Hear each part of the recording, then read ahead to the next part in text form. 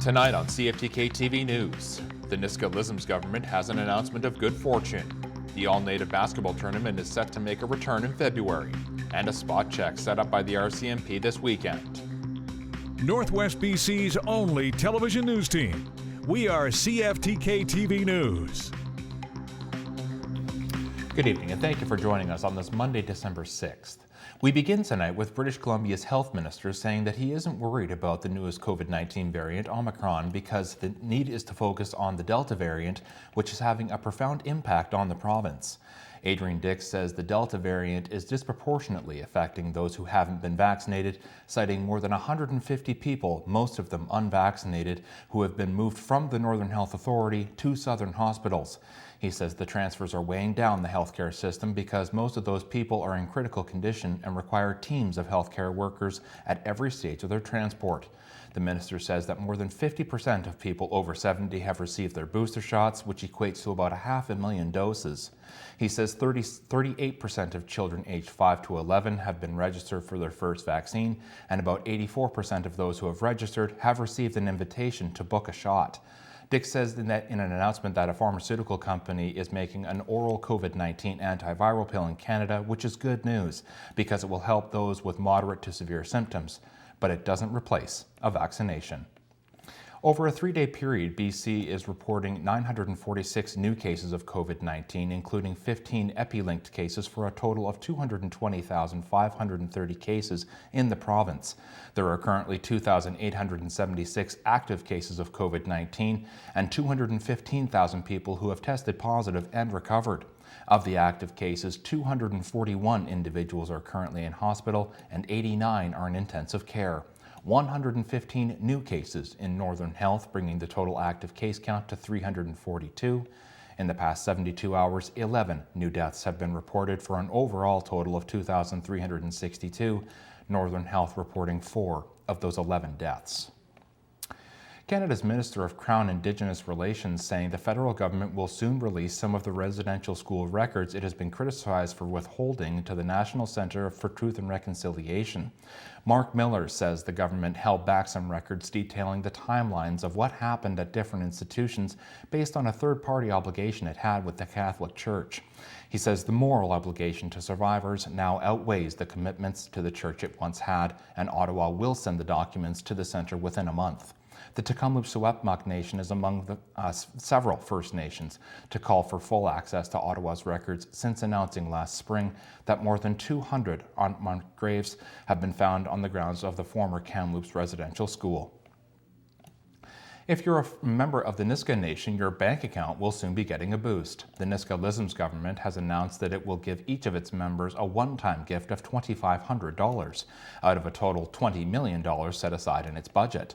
The funds come from reimbursements that the nation is expecting from the federal government for the debt they took on during the negotiations for the Niska Treaty. In 2019, the federal government announced that it would be forgiving all of the debt that Indigenous groups took on to negotiate treaties and reimbursing those that paid back their debt. In 2014, the Niska Nation had finished paying back $84 million, which it had borrowed from the government, to fund 26 years of negotiations. The Niska government says it's expected to receive a total of $78 million in reimbursements. President Eva Clayton says in a press release that the nation has heard the call of its people and that it's time it shares these funds with them, in honor of the generations of the Niska men and women who grew old at the negotiations table. The NLG says it expects the funding gifts to be dispensed early in 2022. Citizens under 18 will have the money saved for them in a trust until they become of age, while those who are under 18 and not registered as a Niska citizen have until the end of March to do so if they want to receive the money. To ensure that everyone receives the money properly, the government is recommending that each Niska citizen update their contact information with them as soon as possible.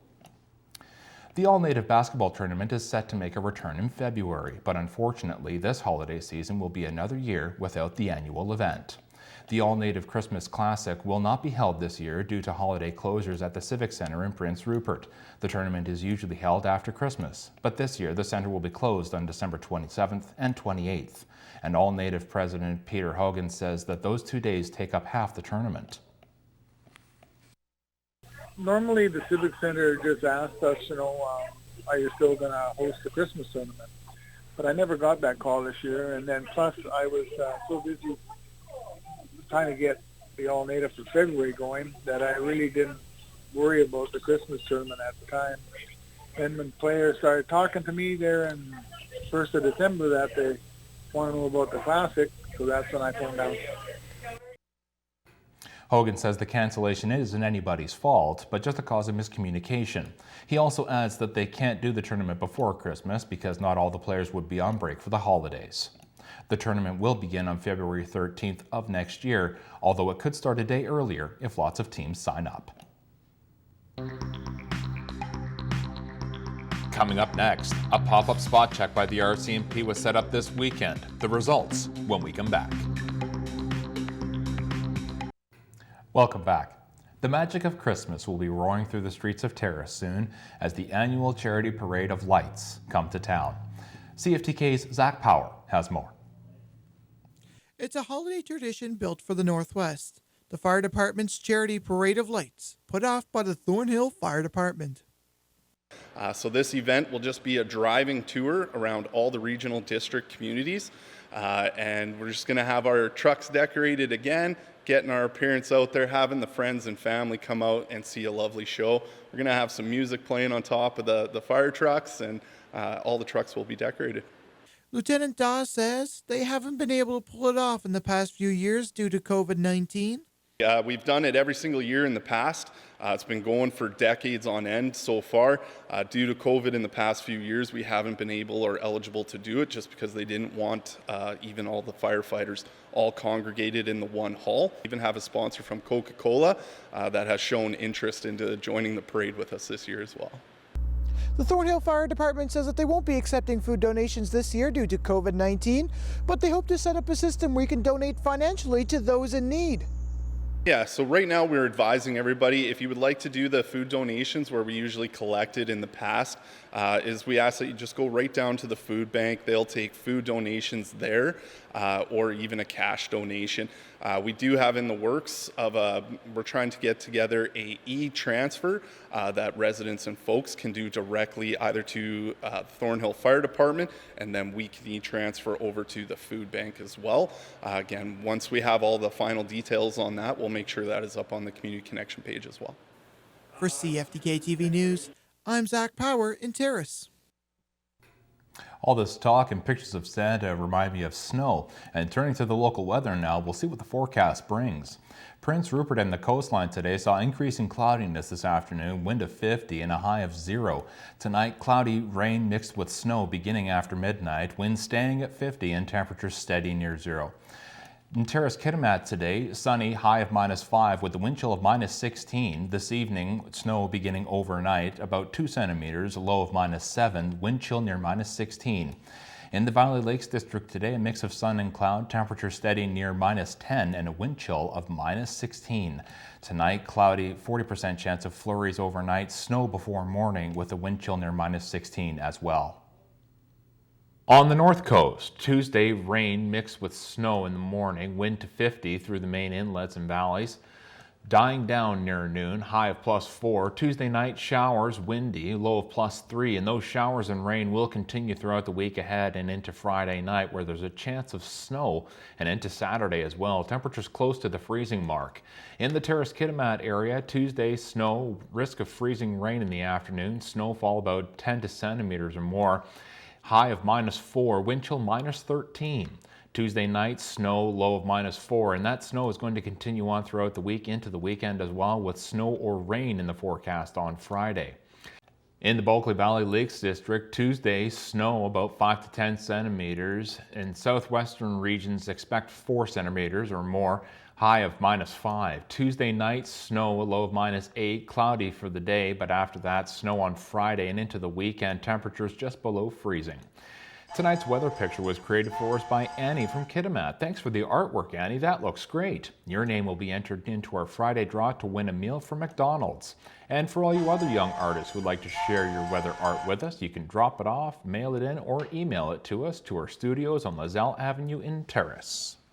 Hey kids, send your weather picture to CFTK-TV for a chance to win a free McDonald's Happy Meal. Brought to you by CFTK-TV and McDonald's in Terrace and Smithers. We all like to go out during the holidays, maybe to a bar or visiting family and friends. A pop-up spot check by the RCMP was set up to make sure that if you're out and about, you're driving sober. CFTK's Zach Power with more. Cars lined up in Thornhill as the RCMP provided random spot check of drivers impaired behind the wheel. A first of many random spot checks the RCMP will be stationing over the holidays. December 4th is National Impaired Enforcement Day across Canada. So for the entire month of December, our focus is on impaired driving around the Christmas seasons.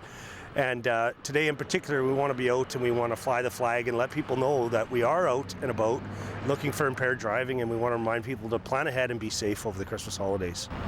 And as for cannabis, the RCMP says it's becoming an issue and that driving high has the same implications of driving drunk. Yeah, I think absolutely that people are starting to think it's like smoking a cigarette, and they can have a smoke of a cigarette or smoke some cannabis or consume some cannabis before going to work. Or this is an impairing drug, and they all are. So we're stepping our ability to enforce up, and we have officers out here tonight that are drug recognition experts that we can do tests roadside and then back at the office if need be. But that said, he believes that overall, people are starting to get the message. I think that people are starting to get it, and which is great, because obviously we're doing our part to get the educational component out there, and people are starting to wise up and plan ahead. We just want to make sure that we're safe, that these tragedies are so preventable on our highways. For CFTK-TV News, I'm Zach Power in Terrace. The Thornhill RCMP weren't the only ones out and about. Prince Rupert RCMP said that they arrested a 27-year-old man on Saturday after receiving reports of what someone was calling erratic driving at the Prince Rupert Square Mall parking lot. That report said the man was driving his car into other vehicles and shopping carts. Police arrested the man for dangerous operation of a motor vehicle and took him into custody. Further investigations found that he may be driving under the influence of drugs. Police say multiple vehicles were hit in the incident, and a woman who sustained minor injuries was taken to hospital later. RCMP are forwarding multiple charges to the BC Prosecution Service, including dangerous operation of a motor vehicle, failure to refuse or comply with demand, mischief over $5,000, and failure to remain at the scene of an accident. Checking the highways now, lots of slippery conditions and compact snow out there, and a reminder to drive safe and sober this holiday season. Highway 16, watch out for slippery sections and compact snow between Prince Rupert and Vanderhoof. The Usk Ferry still out of service. Highway 37, watch out for slippery sections and compact snow between Kitimat and the Yukon border. Highway 37A has avalanche control work between Pearly Gates and Surprise Pullout or Windy Chain Up. Watch out for slippery sections throughout Highway 37A. These conditions also apply all over Telegraph Creek, the Niska Highway, as well as throughout Highway 118. And this is what the roads were looking like from around the region from the province's highway cams.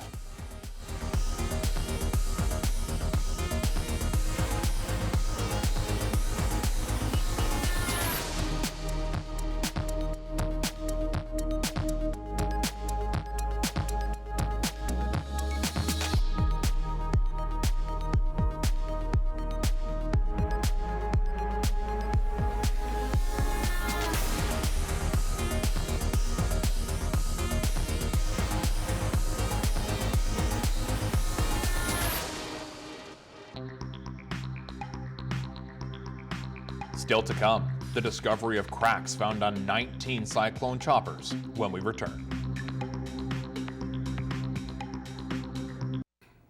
Welcome back. Inspections and repairs are ongoing after the discovery of cracks found on 19 cyclone choppers of the Canadian Armed Forces.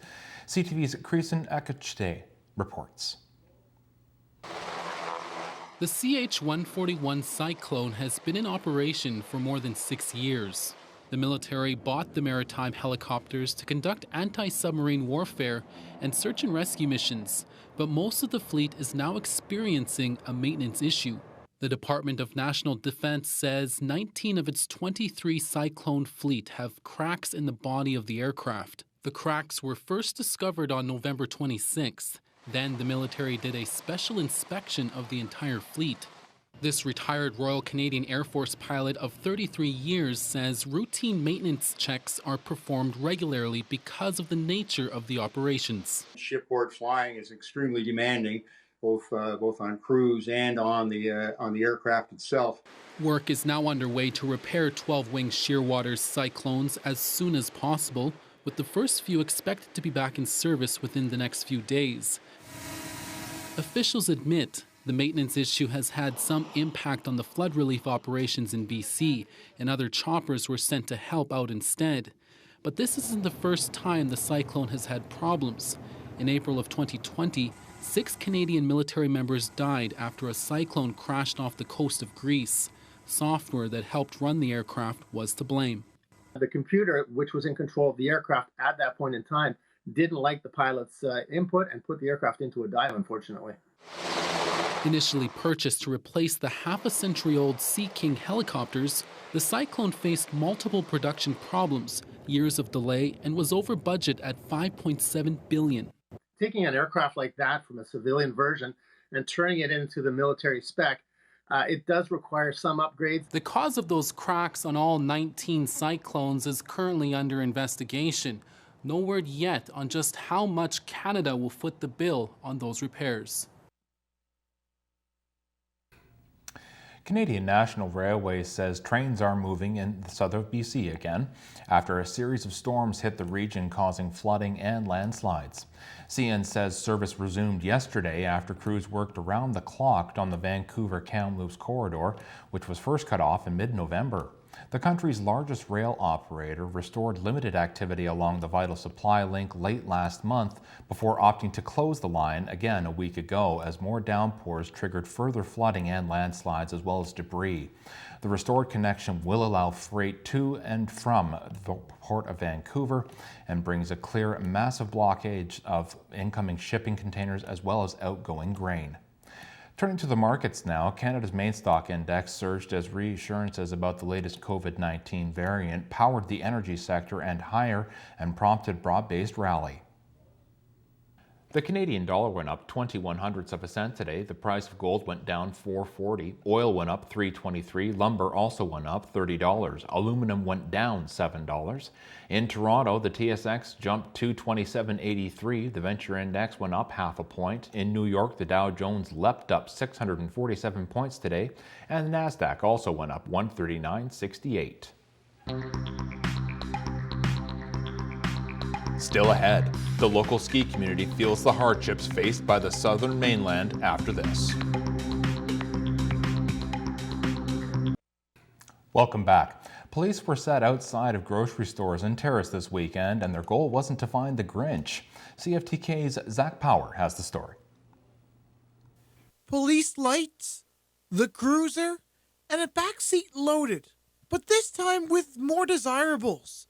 The RCMP spent Saturday afternoon in Terrace, stationed outside local grocery stores, with the goal of filling a squad car with food for those in need. Today we have been taking donations from the community, both non-perishable food items and money donations as well. We're set up in 3 different locations this year at Wholesale Club, Save On, and Safeway.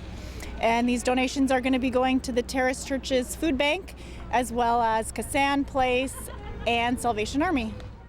Constable Kate says the turnout wasn't cuffed or restrained by any means. Really is a great way for us to see how fantastic the community is and how generous they are. It blows my mind to see the generosity of so many people year after year. And that kindness over the holidays will be seen at food banks in the local community all Christmas long. There's been a lot of financial donations coming in, so once we pack everything up at the end of the day, we'll add it all up, and I'm pretty sure there's going to be a great amount that we're going to be able to donate to the food bank and all the food groups.